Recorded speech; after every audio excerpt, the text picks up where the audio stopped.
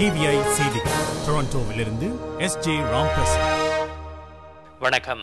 தமிழர்கள் மீதான போர்க்குற்றங்கள் மற்றும் இனப்படுகொலை தொடர்பில் இலங்கை ஜனாதிபதி மஹிந்த ராஜபக்சவிடம் கேள்வி எழுப்புங்கள் என நாடு கடந்த தமிழ் அரசாங்கத்தின் பிரதம மந்திரி வி. உருத்திரகுமாரன் ஜப்பானிய பிரதமரிடம் கோரிக்கை விடுத்திருக்கின்றார். இலங்கை ஜனாதிபதி மஹிந்த ராஜபக்ச ஜப்பான் பயணம் மேற்கொண்டிருக்கின்ற நிலையில் கோரிக்கை விடுக்கப்பட்டுள்ளது. இலங்கை மனித உரிமை நிலவரங்களில் கடந்த வருடம் ஒரு மட்டுப்படுத்தப்பட்ட அளவிலேயே முன்னேற்றம் தென்பட்டதாக ஐரோப்பிய ஒன்றியம் தெரிவித்திருக்கின்றது. ஜெனீவா மனித உரிமை பேரவையில் அயர்லாந்து தூதுவர் ஜெரார்ட் கோட் இன்று ஐரோப்பிய ஒன்றியத்தின் சார்பில் உரையாற்றும் போது இலங்கையின் தற்போதைய மனித உரிமை நிலவரம், பொறுப்பு கூறல், நல்லிணக்கம் என்பன பேரவை அமர்வில் தொடர்ந்து விவாதிக்கப்பட வேண்டும் என கேட்டுக்கொண்டார். இலங்கை தமிழர் விவகாரம் மற்றும் பல்வேறு பிரச்சினைகளை முன்வைத்து இந்திய நாடாளுமன்றத்தின் 2 அவைகளிலும் இன்று பெரும் அமளி துமளி ஏற்பட்டது.